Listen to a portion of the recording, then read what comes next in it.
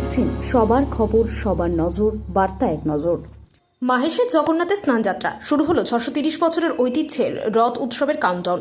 হুগলির মাহেশে শুরু হলো জগন্নাথ দেবের স্নানযাত্রা। এই স্নানযাত্রার মধ্যে দিয়ে শুরু হলো 630 বছরের ঐতিহ্যবাহী মাহেশের রথযাত্রা উৎসবের প্রস্তুতি। সোমবার সকালে পহুন্ডি যাত্রার পর জগন্নাথ, বলরাম ও সুভদ্রার বিগ্রহকে নিয়ে আসা হলো স্নানবেদিতে। এরপর দেবতাদের স্নান বেশ পড়ানো হয় এবং অমৃতযোগে সকাল 10:15 শুরু হয় পূর্ণ স্নান। স্নানপিড়ি মাঠে জগন্নাথ দেবের এই বিশেষ স্নানযাত্রা দেখতে ভিড় জমান অগণিত ভক্ত।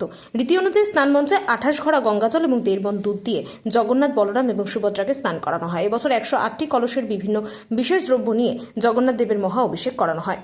জনশ্রুতি রয়েছে, এই বিপুল পরিমাণ দুধ এবং গঙ্গাজলে স্নান করার পর জগন্নাথ দেবের জ্বর আসে। এরপর মন্দির বন্ধ থাকে, দেবতার সেবা শুশ্রূষা করা হয়। কবিরাজের পাচন খেয়ে সুস্থ হওয়ার পর রথের দিন রথে চড়ে মাসির বাড়ির উদ্দেশ্যে রওনা দেন জগন্নাথ। দিনভর চলবে পুজো, হোমযজ্ঞ, আরতি, ভোগ নিবেদন। রাত 9:30 হবে অনবসর পর্ব।